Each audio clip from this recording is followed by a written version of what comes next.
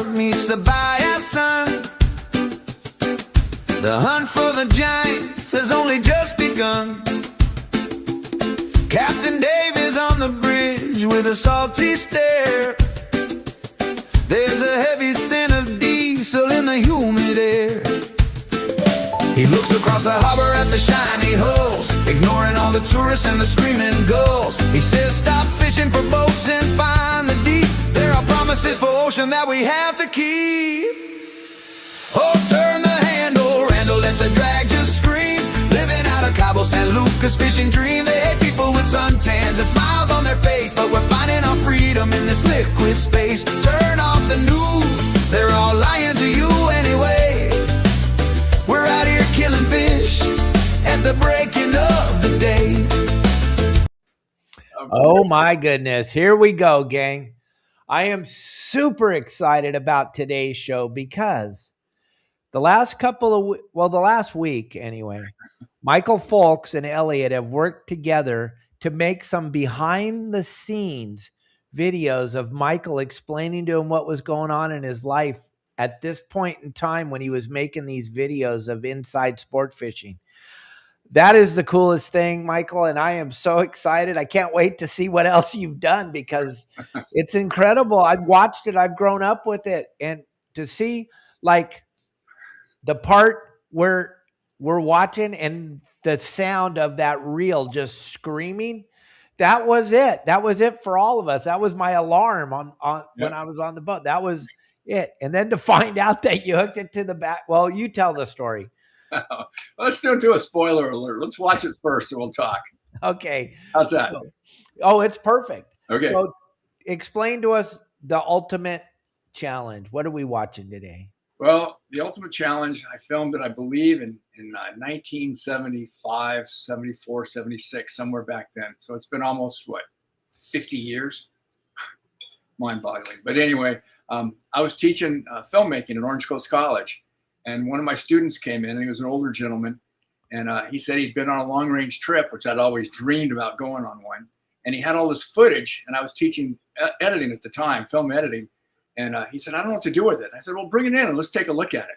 So we brought in all these reels of 16 millimeter film that he'd shot on the RP. And it was all just one big giant master shot. There were no close-ups. There was nothing to cut to. It was just stand back and videotape from a distance.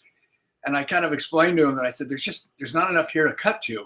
But if you can get me on a trip, I'll go down with you and we'll film some more footage and see what we can put together. So he talked to Frank LoPreste, and Frank got me on the boat, and we went down and filmed.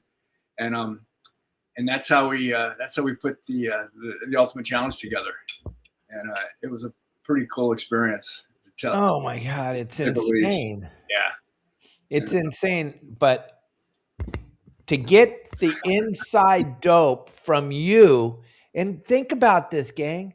This is 2026. 50 years ago. That is just absolutely insane. That How can that be possible? Because you're only 25. I wish. But the amazing thing is we're still here.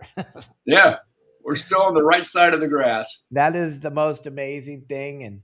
And you're still here to tell the stories. And I am, like I say every week, Michael, I am so excited every week for Tuesday to come along so I can sit and we can chat and bringing in Kevin, bringing in new blood.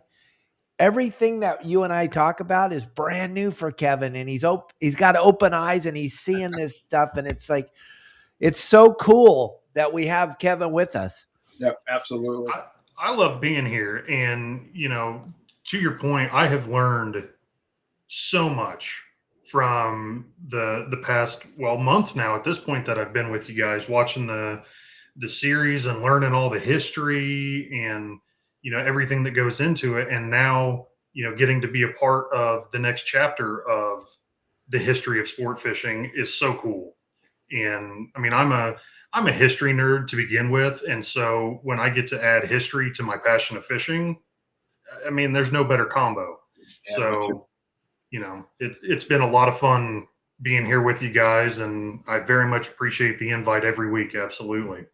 Love having you, Kevin. Absolutely. And Michael, did you ever spend any time with Bob Fletcher? I did, Dart. Yeah. Yep. So yesterday we had a tribute to Bob because he passed away on Friday. Oh, I didn't know that. Yes, I didn't know if you did. So No, I didn't. I'm sorry to hear him go. He was something special. absolutely, the guy was a legend, and he also was one of my father's very, very best friends. They hung out for very long. My father's the one that talked him into taking the job as the President of SAC. president of SAC. My dad told him he'd sit right there alongside of him, like he did with Bill Knott, and Yep, he took over from Bill and Wynn. Yep, and like he did with Ken Frankie, and yep. and it was just so nice to have him as a friend and a mentor growing up. And he would spend as much time as I wanted to talk about whatever was going on in the world. And like I said yesterday, we all owe him a huge thanks because he was ahead of these closures before the closures started. Him and my father would tell me, we got to be diligent on this Laguna thing. We got to be diligent on this Catalina thing. And I'm like, what are you talking about? And they're going to take it from us. They're going to take it from us, David. What can you do to help us? And I'm like, I don't know. I'm just a guy. Well, I'll make people aware. And here we are. And they're still trying to take away fishing.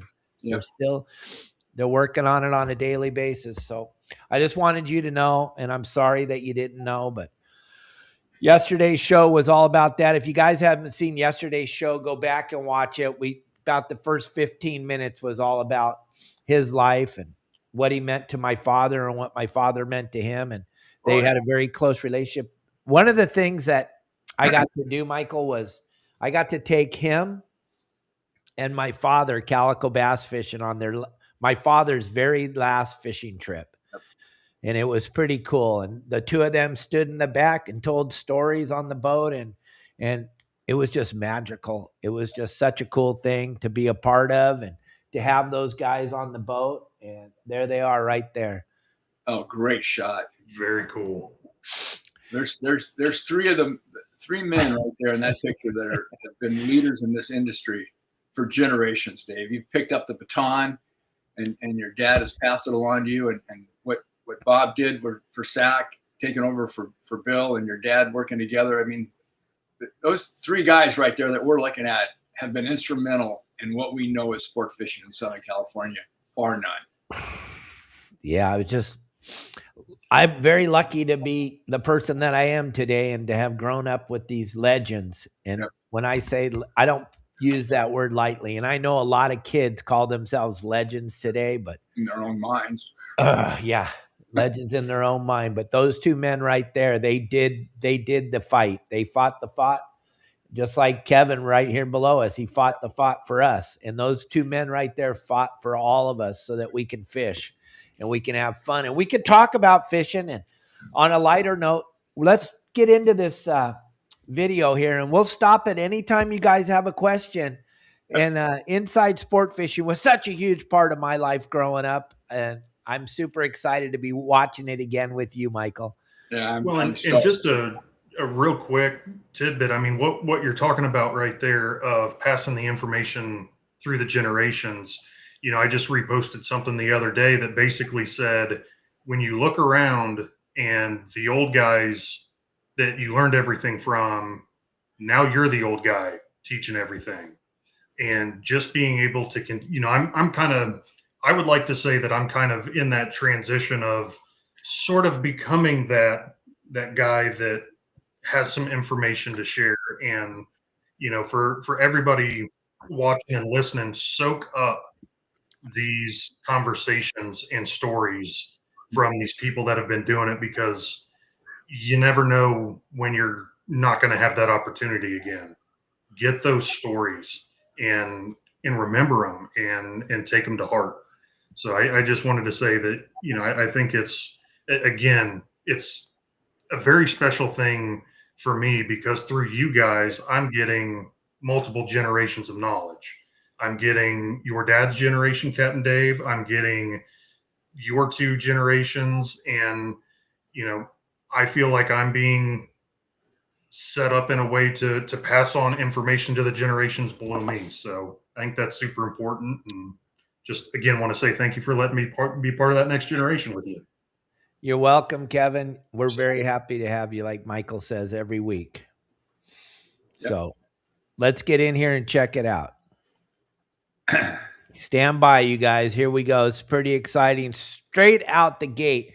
This thing, that it's exciting from the word go. Here we go.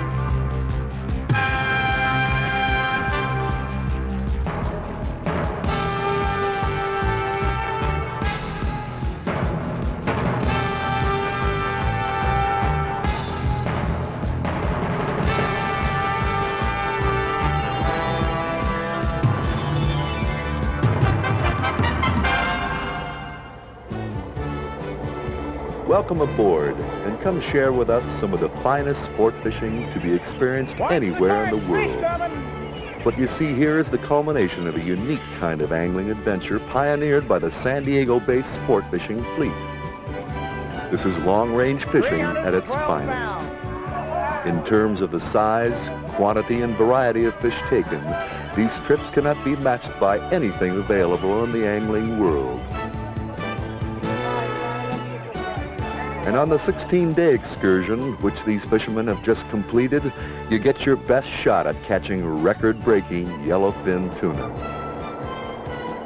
Departing San Diego, ultra-modern vessels like the Royal Polaris venture southward up to 1,400 miles to probe the virgin waters off Mexico's Baja Peninsula. Some 250 miles southwest of Cabo San Lucas lies an isolated series of outcroppings known as the Revejigedo Island Chain. Until quite recently, these waters have remained virtually untapped by sport fishermen. The most colorful and acrobatic species that thrive in this area are dolphin fish. In Mexico, they're known as dorado.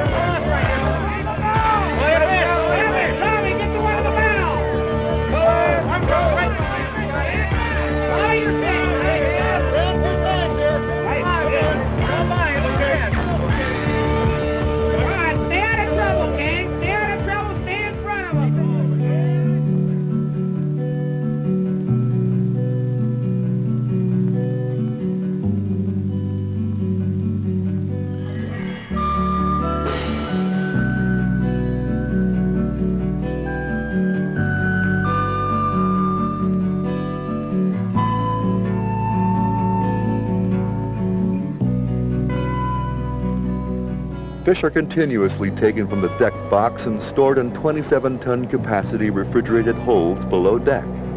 This ensures that they will arrive in prime condition when you return to San Diego. Not only are the fish taken care of, but so are the anglers. Traveling time can be a period for peaceful relaxation and a chance to enjoy some of the sea's more spectacular inhabitants, like the porpoise and the flying fish.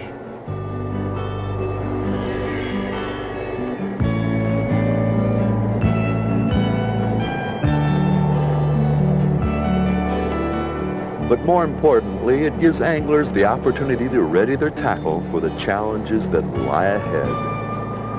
The size and power of these fish demand the very finest in equipment. To save valuable fishing time, experienced anglers know the importance of properly storing their bait leaders.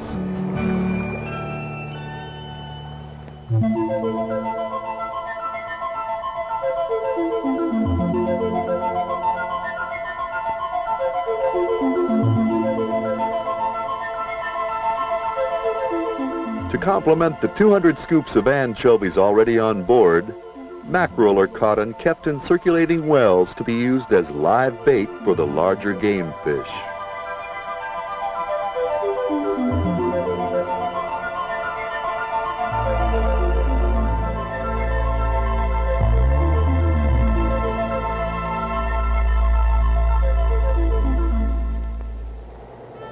We have the bait. Now we have to find the fish. And indeed we do.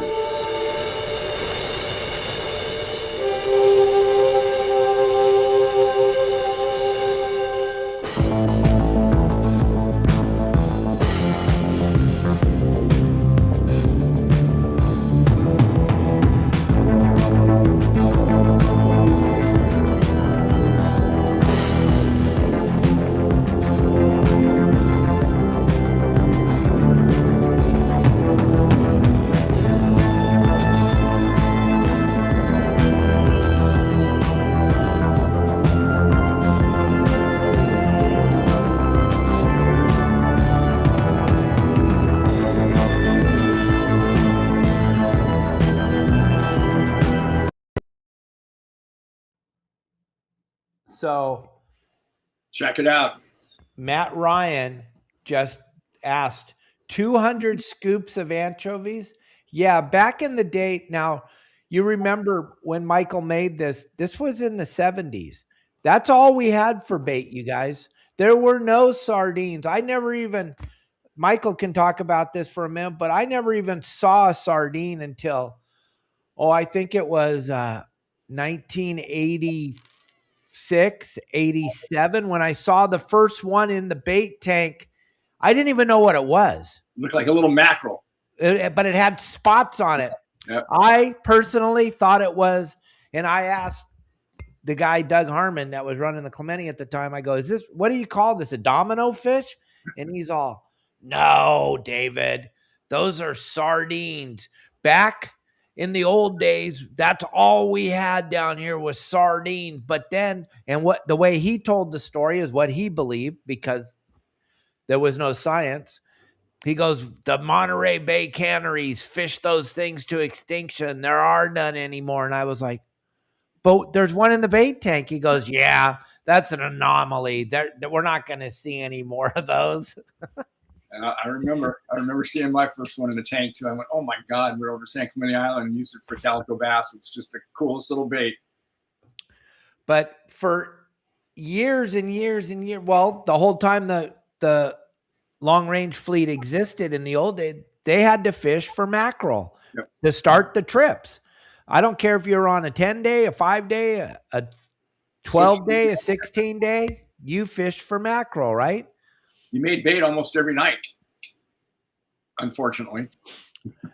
And if you were on a trip where they didn't know you, they would mark your hand with a marker to identify that you stayed up and caught bait. Because if you didn't stay up and catch bait, the next day you couldn't use the bait that was caught. You make it, you use it. Funny how that works out, isn't it? Yeah, it's kind of nice. Everybody puts in their time at the rail and shares in the bait, and the ones that sleep get to watch everybody else fish the next day. And then also you got to remember, Matt, there was a time in Southern California where any air-breathing mammal other than a whale was called a porpoise. We know better today that there are no porpoise. There's a Dahl's porpoise that comes down here once in a great while, but they're dolphins. We know that. We've talked about it 100,000 times on the show. But back in the 70s, they thought they were porpoise, but they're dolphin. Who is narrating this, Michael? Because it sounds like the guy from On Any Sunday. I can't remember if he did On Any Sunday or not. I think he did. and he had worked with Howard Folsom, who was the guy that came into my class with the footage originally. And so Howard wanted to use him as the voiceover, which was fine with me. I'd never done it before, so I didn't care. But I thought he did a really good job. And we had all that score was originally, all that music was originally scored for us for this film. So that's pretty cool. And then, you know, I might as well spill some more beans here. Please all do. That. Well, where do you want to start, Dave? With the reel? Yeah, go. All right. Well, that screaming reel, basically that iconic sound that we've used throughout, not only on the opening for the Ultimate Challenge, but we use it basically throughout the history of Inside Sport Fishing and all the shows that we did. We couldn't get a good, clean sound on a jig strike because, you know, there's so much ambient noise back there. The exhaust, you know, it's a wet water exhaust. And it's just the noise was so loud on the boat that we couldn't get a clean sound of a reel being hit, a jig strike. So we went to Corona del Mar where Howard lived, little residential street. We got a 1966 Woody station wagon, got the reel and a rod, hooked that line, hooked the bitter end up to the bumper, spooled off about maybe 30 or 40 yards of line, let the truck get out there 30 or the station wagon get 30 or 40 yards out ahead of us. And we just said, hit it.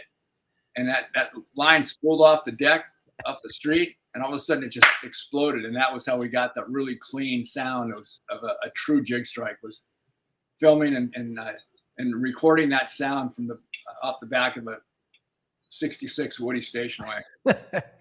That's Isn't so Foley cool. work fun? Pardon? That is so I said, cool. I love that story. Yeah, I it's love that story. Isn't Foley work fun? Trying to create all the different sounds for everything. Back in the day, we didn't have Foley. If we did, I didn't know anything about it. I was a stupid kid in Orange Coast College, you know. So it was like, I don't know, just make the sound, make sure it sounds right, and make it work. And it took a while to make sure we had that authentic sound, but that's as authentic as it gets for a reel strike. And then taking it one step further, when we get into all that Dorado action, and everybody's screaming over, under, you know, and that girl's going, go over me, go over me. That was Frank's wife doing the voiceover. And what we did was we went back down after we had the edit. After I edited the film, I went back down and jumped on the boat the night before they left on another 16-day trip. And we took all the passengers up to the bow. We set up a 16-millimeter film projector, projected the edited film up onto the forepeak of the Royal Polaris. So, and all the passengers were watching it, and everybody, we watched it through that scene of all the Dorado and said, okay, you're the guy in the red shirt, you're the girl, you're this, you're that. So whatever that person's doing, try to emulate what you would be doing on the rail. So all that was a Foley. So all that audio, all that ambient audio was created sitting at the dock on the bow of the Royal Polaris the night before they left on a different 16-day trip. Oh my God. There's a will, there's a way. Cool. Yeah. Yeah. And I love that one girl's going, get over me, get over me. I said, that's perfect. It makes it just feel so real. She sounds like she's screaming, get off of me, get off of me. Yeah. Oh my God. That is awesome. Yeah. And guys, I want to I want to say one thing. My good buddy, I grew up with him since kindergarten. He watches the show every day. Him and I fished together forever and ever and ever. And then a car fell on him at the car bay in Laguna Beach. And since then, he's just struggled, but he's still with us. Dave Burris, happy birthday. Happy birthday. Dave. Happy birthday, Dave Burris. I love you, man. And it's not fair what happened to you, but you're still here. And I took you fishing right before I moved to Cabo. We went out fishing, and you did fine. So someday, hopefully, you'll get to fish again. I love you, buddy.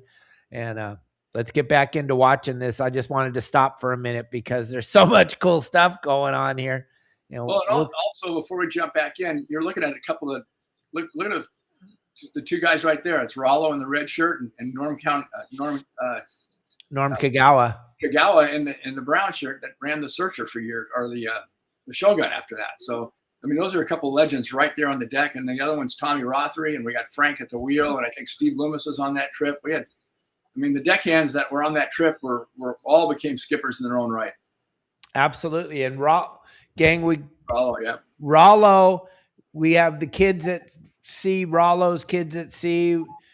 They raise funds every year at the Pacific Coast Sport Fishing Festival. They used to raise funds at the Fred Hall Show. This is why Rollo was an absolute stud of a human being. And what happened to him could have happened to me, could have happened to Michael. It was not his fault. Some firemen came out on the boat. Everything was perfect. Everything was perfect. Could have been me, could have been Michael, could have been anybody.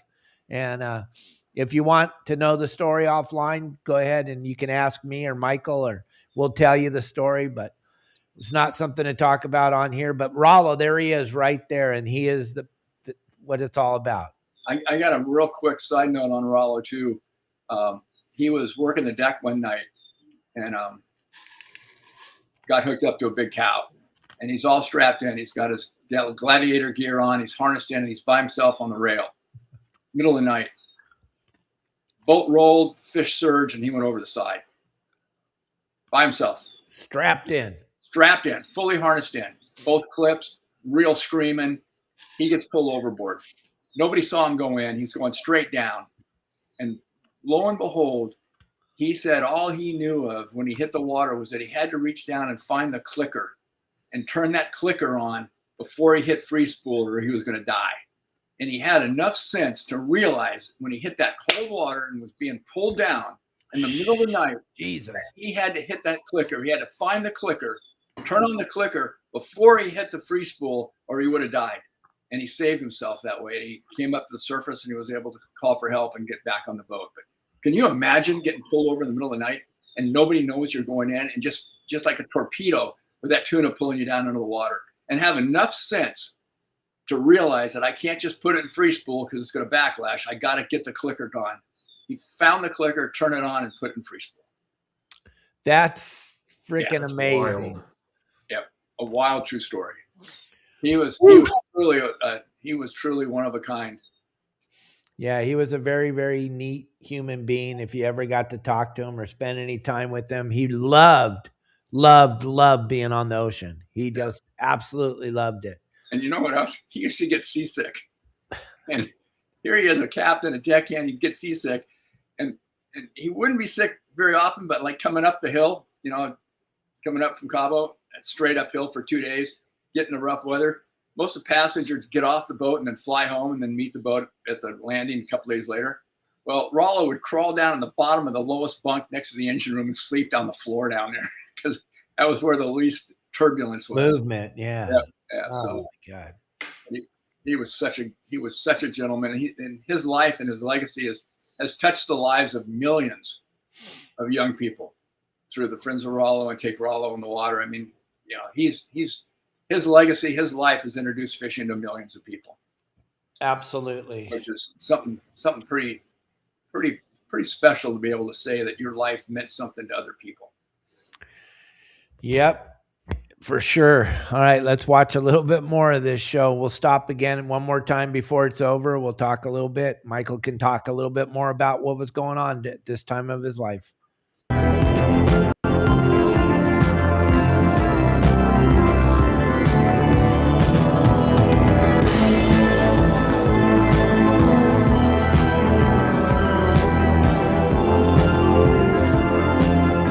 Battling the big yellowfin can really get you hot. But not everyone has an easy time of shedding their jacket when they're tied to the end of a 200-pound tuna.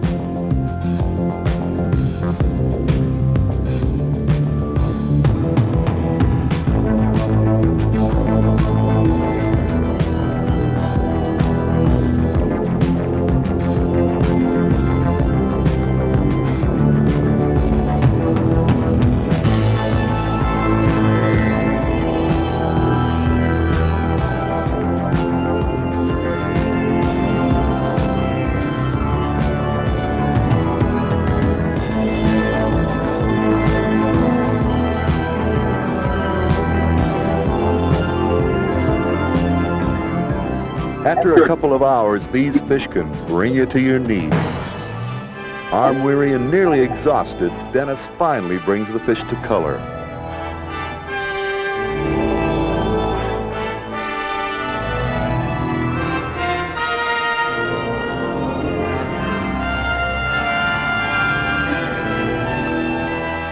With emotions spent, sheer determination is all that separates man from fish.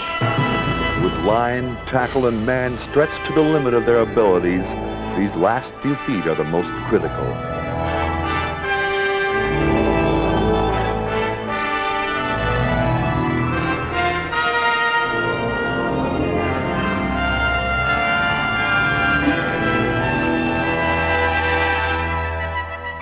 Having already broken one gaff, this giant required 2 more to finally bring him aboard. With congratulations for one, the contest continues for another.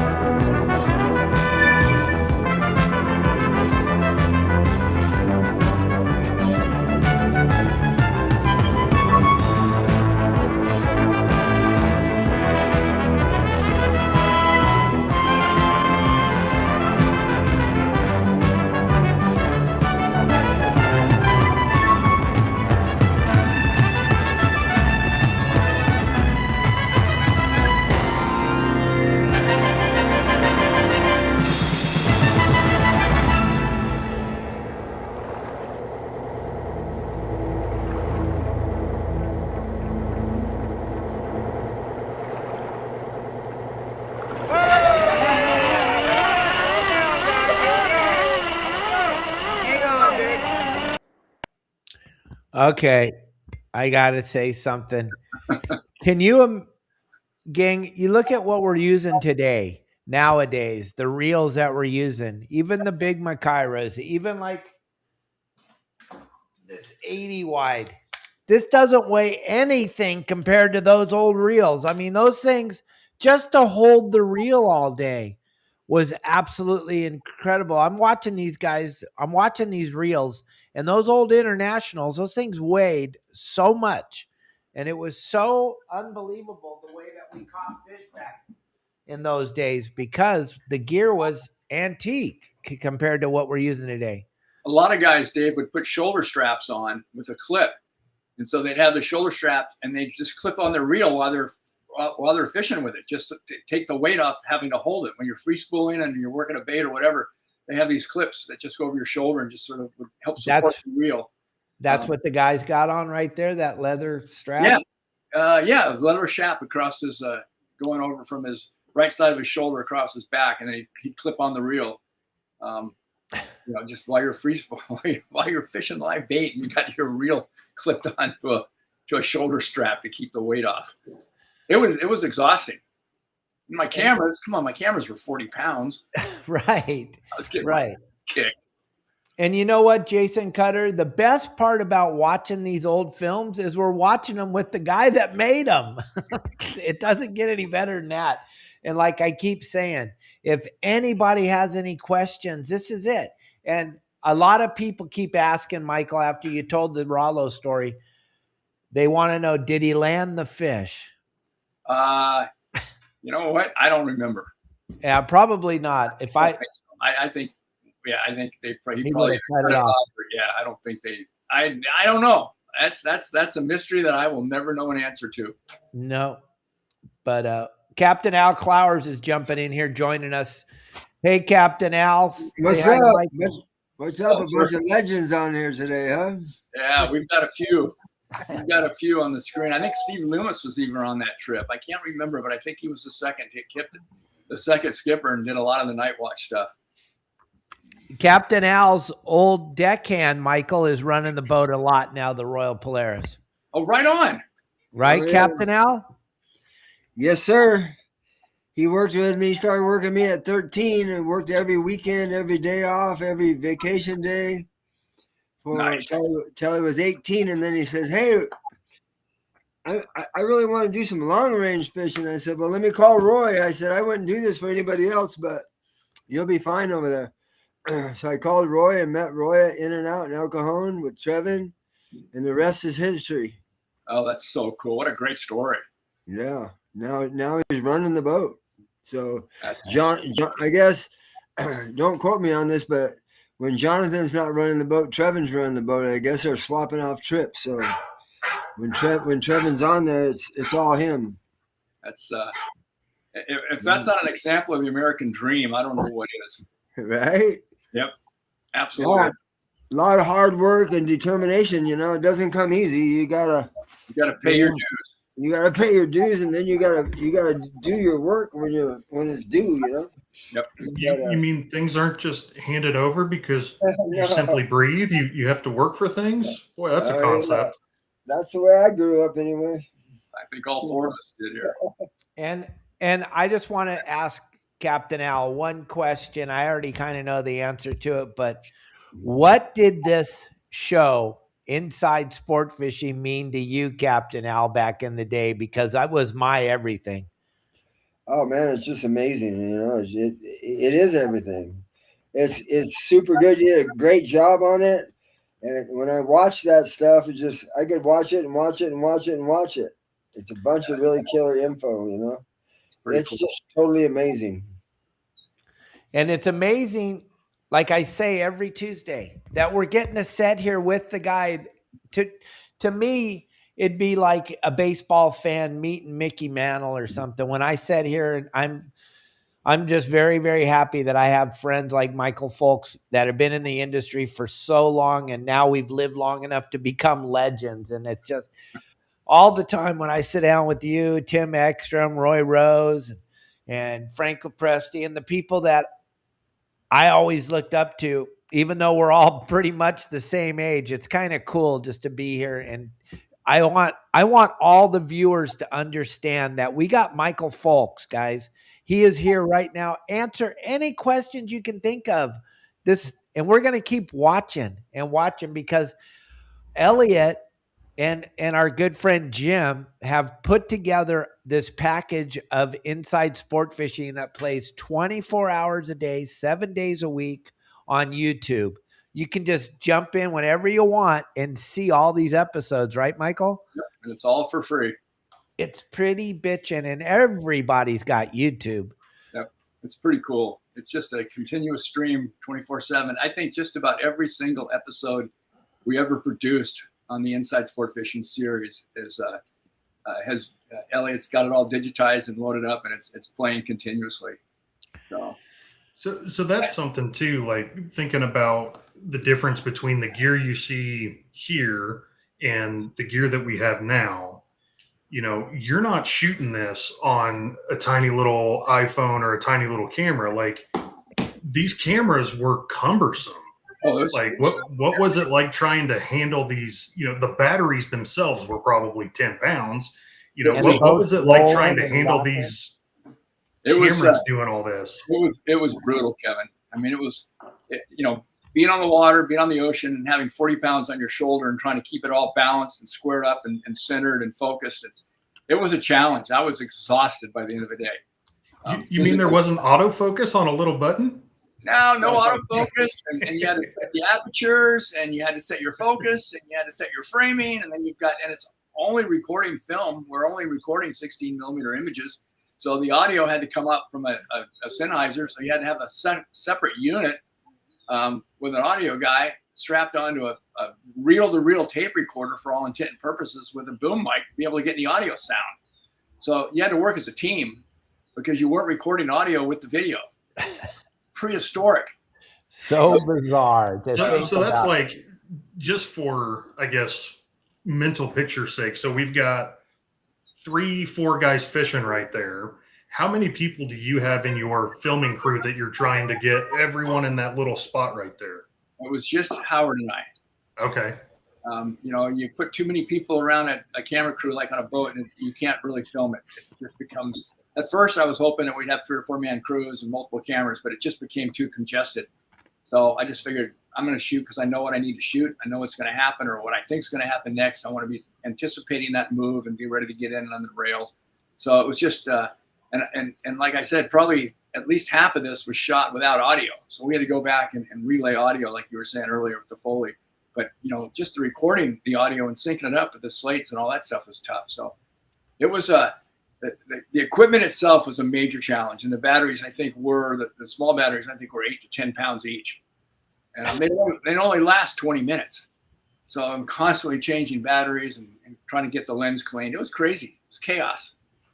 Yeah, I remember so I took a broadcasting class in high school, and it was kind of in that it was before everything went completely digital. So we still had the little tapes and all that, but we had these just massive battery packs that we had to put on these cameras. And so I can only imagine trying to keep your balance, because once you've got one of those on, forget balance. It doesn't exist. Nope. So trying to balance while you're rocking in the ocean, I can only imagine. It's nuts. Holding on for dear life, and plus the tunnel vision. In your eyes, yeah, that's what I was gonna say. Looking through the lens, it was like, God, I'd come out of that and my whole head would be spinning. It's like, oh my God, I can't believe I'm not puking. Mm-hmm. So Jason Cutter, good friend of the shows and a great member of the website, he wants to know, Michael, we talked about it a long time ago, but a lot of people weren't watching then. What originally got you into filming fishing in the first place? Oh, Lord. Well, I grew up fishing since I was 3 years old. So it's always been in my blood. I've loved it. My first job was 9 years old. I was working as assistant to the galley on the Westerner there at Davies Locker after school, on the weekends and after school. I'd clean the skiffs. I'd always been around the sport. And then I got away from it, during high school, I guess, you start fishing land tuna and you're not so interested in what's going on in the water. And but when I started teaching at Orange Coast College, Howard Folsom came into my class, and he was the one that kind of got me back into fishing and filming, and that was the ultimate challenge is truly the first fishing video that I ever did, first fishing film I ever did, and so it was a student had come into my class and said he wanted to cut this, and there was nothing to cut to, and I said we got to get back out and we got to refilm it, we got to shoot close-ups and inserts and all this stuff to make it work, and that was how the ultimate challenge got started. And from there, it evolved into a tribute to tuna. And then a little further down the line, we got into basically a tribute to tuna part 2, and then started doing. Tommy Rothery invited me on the Polaris Supreme to film long range, and it went from half-day trips out of Newport and Huntington Beach to 16-day trips in San Diego, and we kept expanding that palette around the world. So there's a statement in the chat here that could be kind of interesting to, again, going back from today's digital stuff back to, when you were doing all this stuff, how many feet of film made up roughly 1 minute of viewing? A 3-minute spool of 16 millimeter film, a 100-foot spool, of 16 millimeter film is 3 minutes. And we were using 100-foot loads. So I was only able to shoot up to 3 minutes at a time without having to put in a new load of film. And wow, God, yeah, it was crazy. So and it was expensive. I mean, come on, I think it was like $26. I think it was $26 a minute to have that film processed and made into a work print. So it was $75 for every 3 minutes of footage. And that was 50 years ago. That was a lot of money. You could buy a car for $100. So $75 for 3 minutes of footage is what I had to work with, and I don't know how many hours of footage we ended up with on this show, but it was a lot. So, but it was you had 3 minutes to film without any audio, and then you had to lay the audio over it. We can't even comprehend what it's like. It's crazy. Yep, you got to absolutely love what you're doing, boy. You Sure. got to love what you're doing. All right, well. That being said, let's watch a little bit more of this because it's pretty cool. Okay. All right, so come on, guys. Come on. I'm in right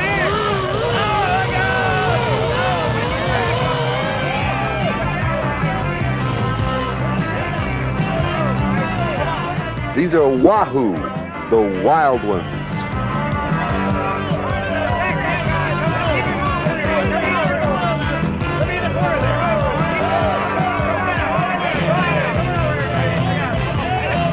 All right, back up. Come on.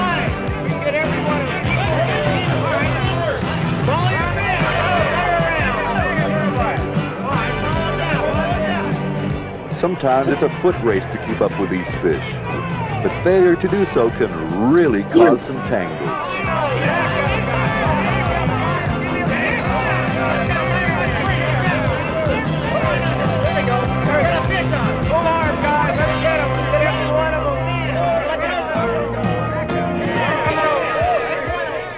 These speedsters of the sea have been clocked in at over 50 miles per hour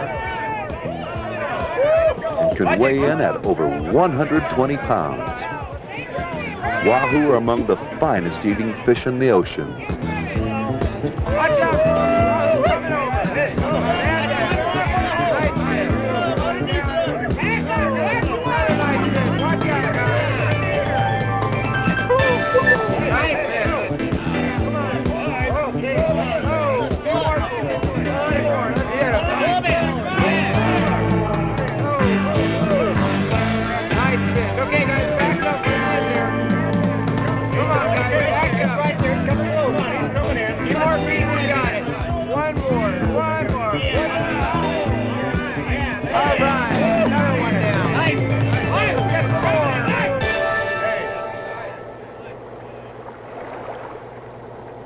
In these tropical waters, the unexpected can happen at any moment, as Woody Goldstein and George Jennings found out.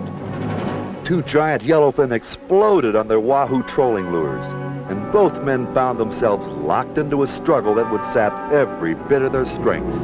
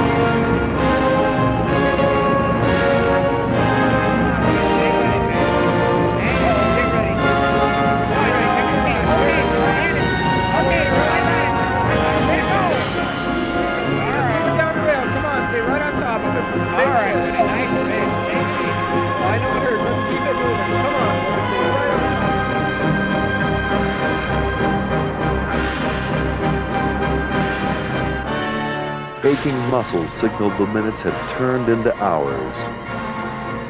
But in the end, this fish won its freedom.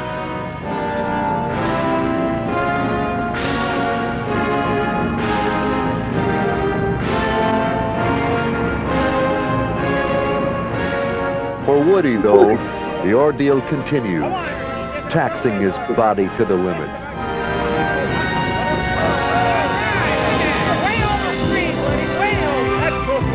Keep pulling, Woody. Come on, Woody. You got it. Come on, Woody. Couple more minutes. It's all yours, baby. Your fish. Oh, nice fish. Look at that.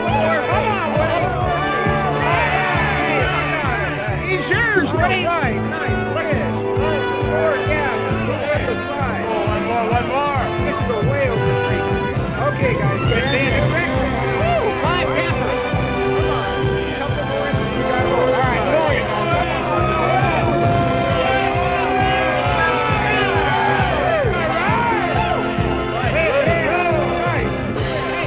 Victory at last, and for both anglers, a lifetime of memories.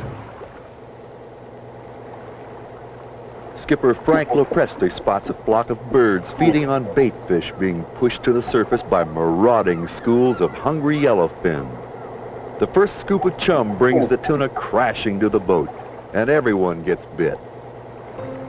In a mixed school, these fish can range in size from 30 to over 300 pounds.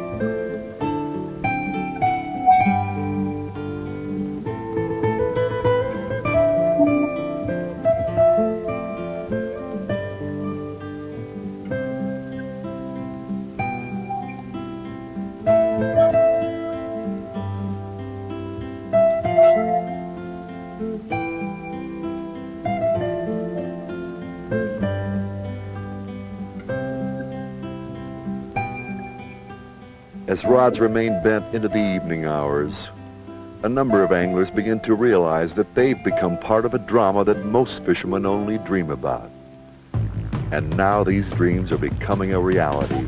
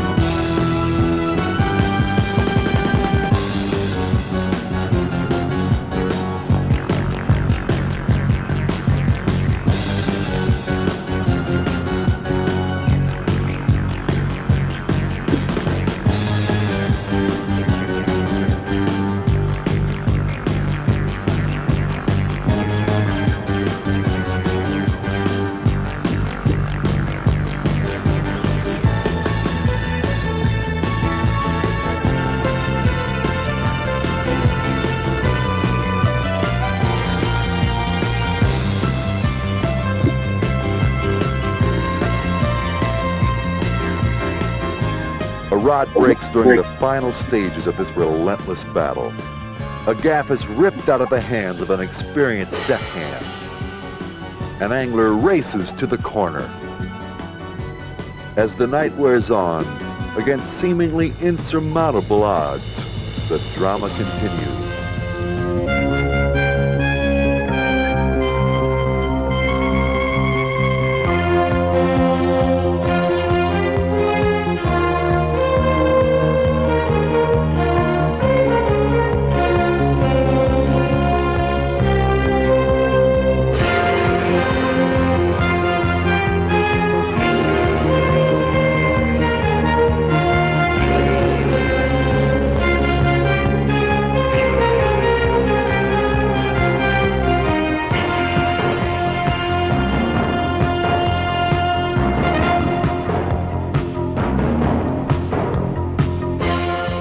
Can fish for a lifetime and never know the raw power and spirit of these magnificent fish.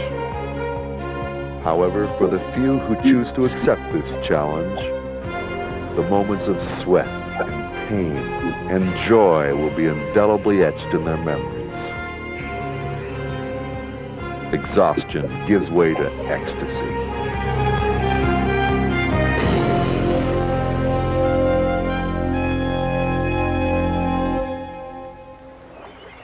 With dawn's first rays, a peaceful fulfillment for those who have met the ultimate challenge.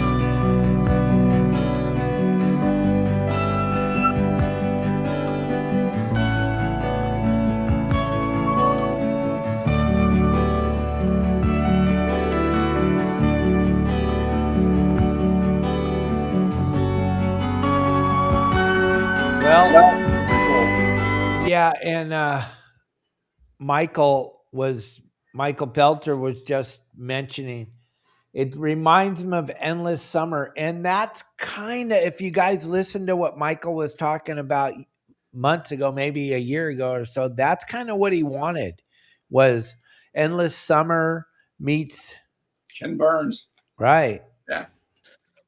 And good. He's glad that that's how you felt when you watched this, because that's exactly what he wanted. Thank you. That's one of the nicest compliments I think I've ever heard. Thank you so much for that, because it is exactly what I was shooting for, was kind of telling the Endless Summer story for our sport. And Bruce Brown, he was a phenomenal guy. We grew up with him too. He's one of the legends that we could call our friends, and Absolutely. that's just another one. And Bruce Brown was the maker of Endless Summer and on of the motorcycle show on any Sunday. If anybody ever saw either one of those, that's kind of what Michael was looking for. That's kind of what he saw. And he wanted to put a fishing film together that kind of resembled that. And he ended up working on a TV show that lasted for 30 years. And that's what we're celebrating here. And we're going to be watching it for the next few months. On every Tuesday, you can join us and do the watch party with us as we watch different episodes. And another thing, we can pick the episodes and we will, unless you guys tell us what episodes you want us to talk about while we're watching it together as a group, as a bunch of friends. Let us know what episodes you want to watch. But I wanted to start it with the very original one. I'm glad we did. And I'd like to go to Tribute to Tuna because like Tommy, and I'd like to maybe Tommy Gomes can come in when we do that, because Tommy Gomes, that was the one that put you on Tommy's map. It's the 1-2 punch, the Ultimate Challenge, and a Tribute to Tuna probably are two of the all-time classics. The Big Boat, Big Fish, Deep Color, Marlin Off the Rocks, Jim Chucker's Ball. It starts adding up from that point on. But I think the Ultimate Challenge and the Tribute to Tuna are probably going to withstand the time of the test of time. I'm looking back at this now. I haven't watched that video in probably, I'm guessing 15 or 20 years. And to sit back now and watch it in its entirety like that, it was like, it gave me chills. I thought, this is pretty damn good stuff.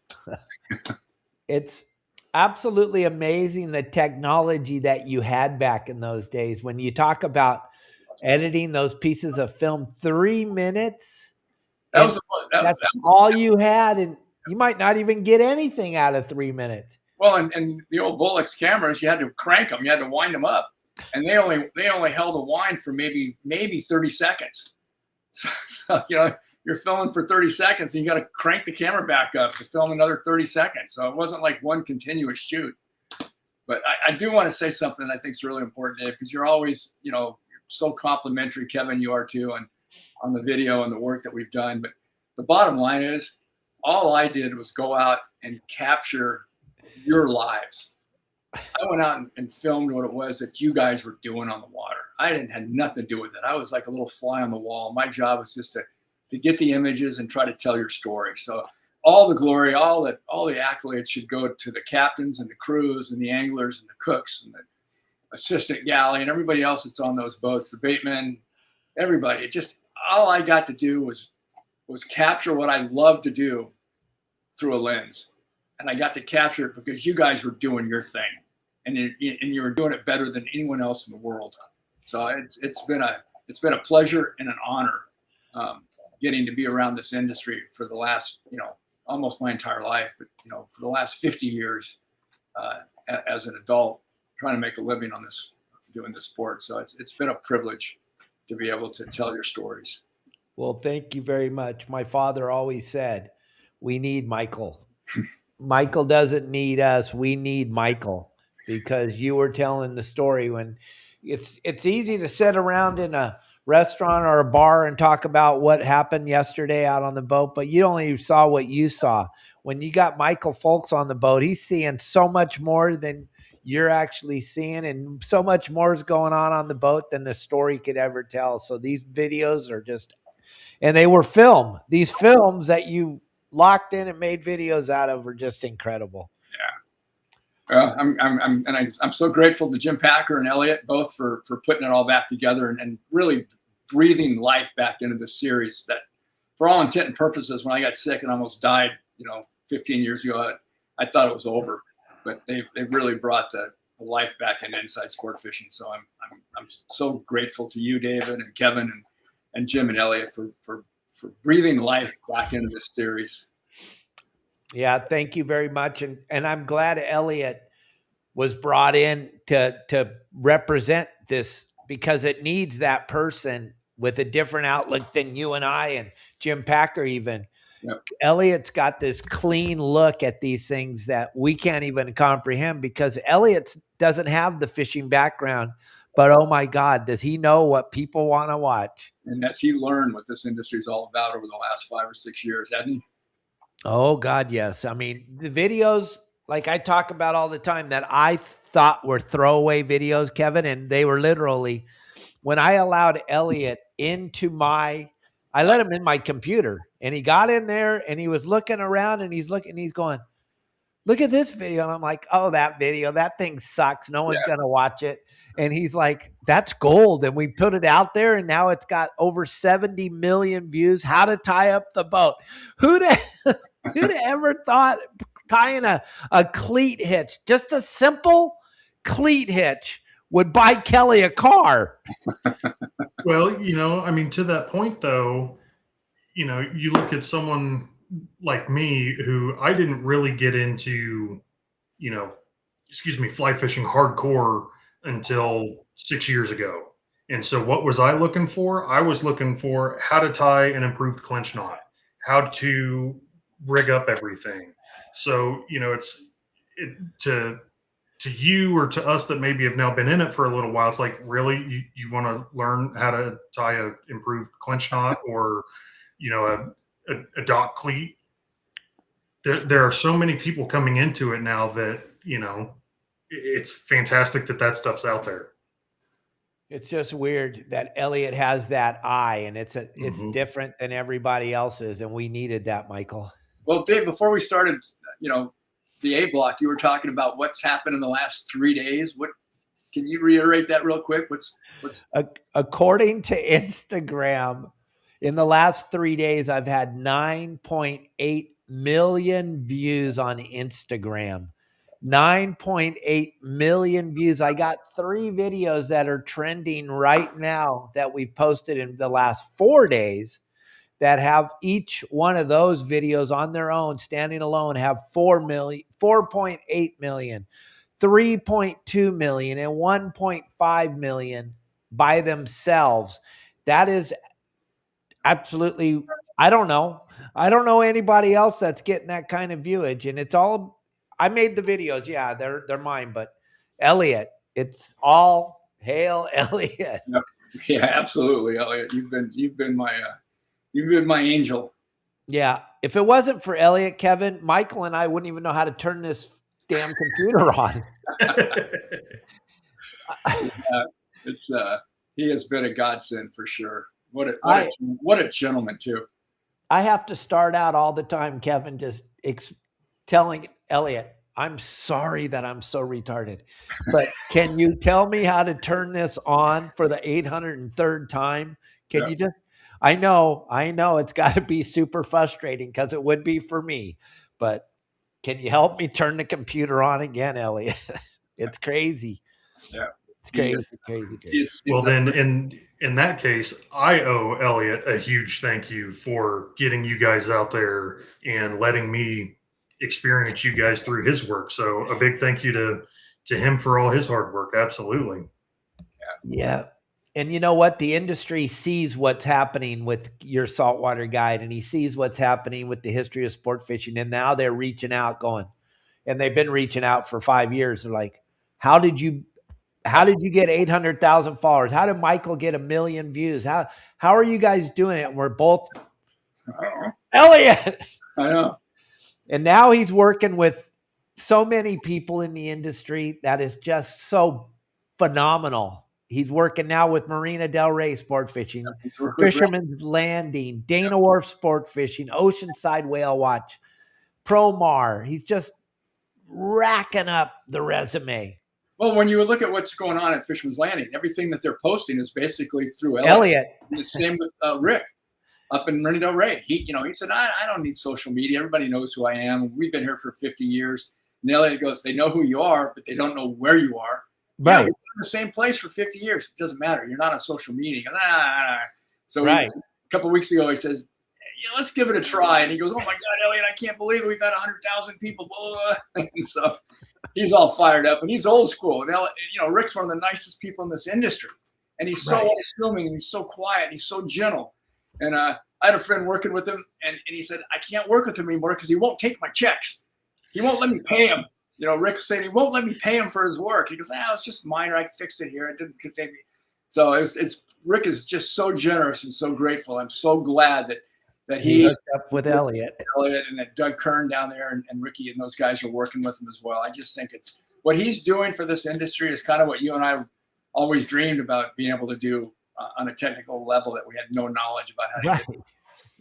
And technical is no joke. Learning the ins and outs of when to post, what to post. I mean, good on him for following what the algorithm wants, because it seems to change like hourly. There's so much technical stuff behind all of this. It's unreal. But he knows the technical stuff well enough that he trusts his instinct. So it's an instinctive thing with Elliot, with the knowledge, the technical knowledge to give him the foundation.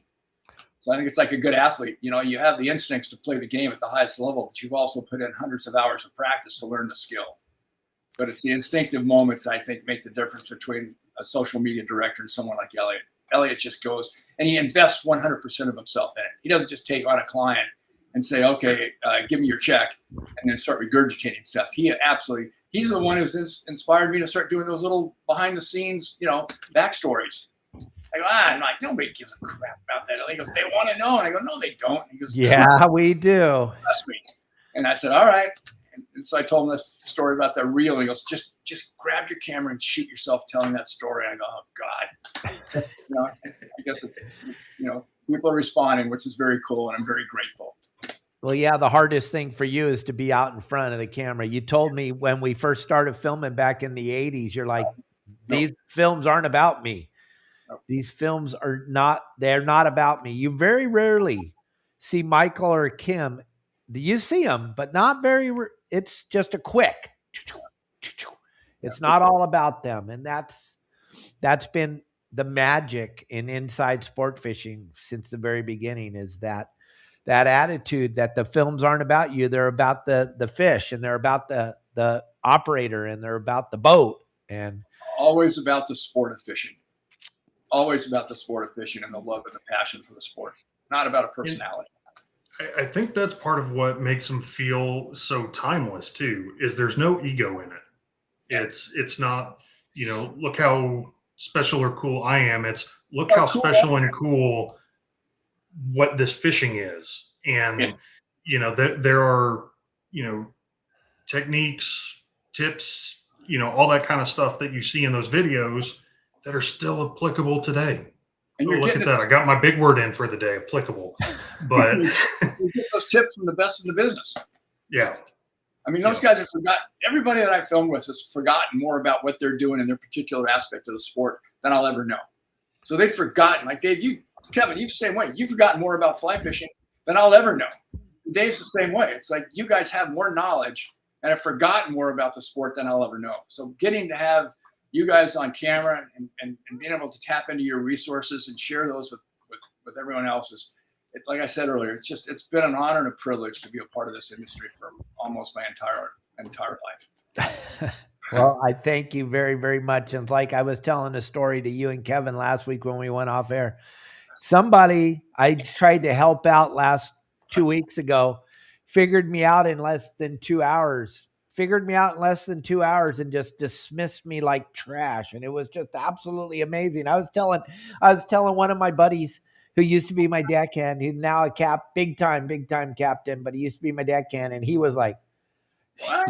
They did what? What? Did you kick their ass? I said, no, but Kelly wanted to. Oh, it's so cool. You just took the high road. You just kept your mouth shut. You kept fishing. And after, a couple hours of searching, you weren't fishing the fleet. You weren't fishing the boats. You were going to find fish. And you ended up with 5 marlin that day? Yeah, that's all. But it only took a couple hours for you to kind of figure out where they were and what they were doing. And it was 2 hours. She was reading you the riot act about not knowing your ass from a hole in the ground. Right. Because I don't know. I have no idea how to fish for boats. No, but at 23 years old and with purple hair, she knows what she's doing down there in Cabo. Absolutely. And she's going to do good. And when she's 64 years old and she's got a legacy and a huge business, and all hail. I'll be long gone. Long gone. All right, everybody. Well, thank you guys for watching. I know we went a little bit over today, but I want to thank every single person. And John Milton, Tell your brother it's time. He needs to take your grandson fishing. It's time. So call me up because you still got that pass from Dana Wharf Sport Fishing. So now you've waited. It's time. Yellowtail are biting. Tuna are going to start biting any day now in Dana Point. You mark my words. Oh, It's yeah, going to be the best El Nino ever. I think we need to watch that El Nino with Todd Manser when he was a little kid. I think El Nino invasion. that's what we need to watch. Maybe we'll watch that next week. Okay. That'd be funny to see Todd as a little kid driving the boat as the captain. And We should try to get Todd on the show too. It'd be cool. He'd love it. oh my God, that would be oh yeah, I'll call him right after. Okay. All right, everybody. Thank you all very, very much. Have a great day. Turn off the news. They're all lying, and we'll see you tomorrow.